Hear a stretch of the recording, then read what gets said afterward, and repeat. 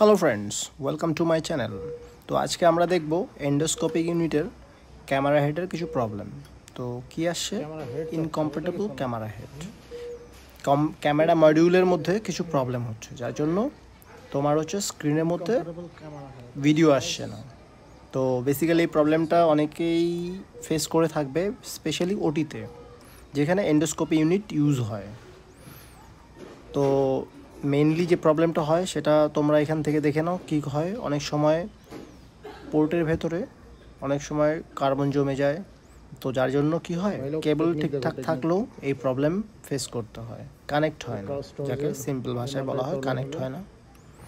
তো তোমরা same procedure apply করতে পারো, কিন্তু সাবধানে ঠিকঠাক মতো কাজ করতে হবে, যাতে কোনোভাবে কোনো রকম মিস্টেক না হয়।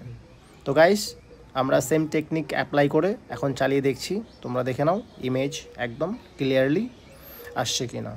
তো গাইস, মেশিন অন করলাম, অন করার পরে এখন আমরা ক্যামেরার দিকে দেখো, ক্যামেরা সুন্দর কাজ করছে। তো গাইস, এরকম যদি কোনো প্রবলেম ফেস করো অবশ্যই এই টেকনিক অ্যাপ্লাই করতে পারো। আরও বিশদ জানতে আমাদের সাবস্ক্রাইব করো, লাইক করো, শেয়ার করো, বা কারো যদি কোনো রকম প্রবলেম থাকে অবশ্যই আমাদের কমেন্টে জানাবে। Bye bye guys.